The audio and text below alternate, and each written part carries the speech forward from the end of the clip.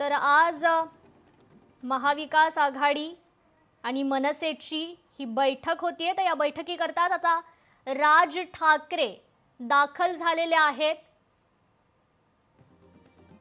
आज ही महत्त्वाची अशी बैठक आहे। 1 नोव्हेंबरला मोर्चाचं आयोजन करण्यात आलेलं आहे।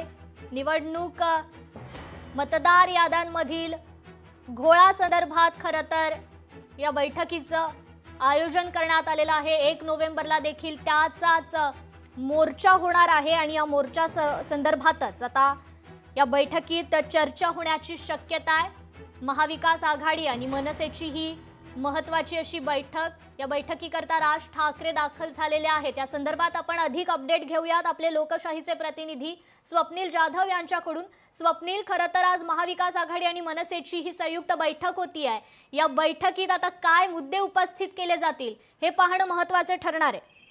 कृपा, नक्कीच 1 तारखेच्या मोर्चाच्या अनुषंगाने ही बैठक फार महत्त्वाची आहे। मनसे आणि महाविकास आघाडीचे नेते या बैठकीसाठी उपस्थित झालेले आहेत। उद्धव ठाकरे, राज ठाकरे आणि या ठिकाणी काँग्रेसचे आणि राष्ट्रवादी काँग्रेसचे देखील काही नेते जमलेले आहेत। यामध्ये शशिकांत शिंदे, जितेंद्र आव्हाड, बाळा नांदगावकर असतील, नितीन सरदेसाई असतील, हे सर्व या ठिकाणी उपस्थित आहेत। एकूणच बैठकीचा मुद्दा असणार आहे तो म्हणजे 1 तारखेचा मोर्चा। 1 तारखेच्या मोर्चाच्या अनुषंगाने नियोजन कसं असेल आणि कशा प्रकारे पार्किंग व्यवस्था, मोर्चा कुठून कुठपर्यंत निघणार आणि किती वेळात संपन्न होणार, यानंतरची भाषणं कोणाची असतील आणि त्या कोणत्या टप्प्याने असतील, अशा खरं तर सर्व चर्चा ज्या आहेत त्या बैठकीत केल्या जाणार आहेत। संयुक्त बैठक होणार आहे आणि संयुक्त बैठकीनंतर संयुक्त पत्रकार परिषद सुद्धा होणार आहे। एकूणच सर्व नेते जे आहेत ते पत्रकार परिषद घेऊन बैठकीमध्ये नक्की काय घडलेलं आहे त्याचा तपशील हा देणार आहेत। यामध्ये खरं तर मोर्चाच्या दृष्टीने महत्त्वाची चर्चा ही पत्रकार परिषदेमध्ये सुद्धा मांडण्यात येणार आहे।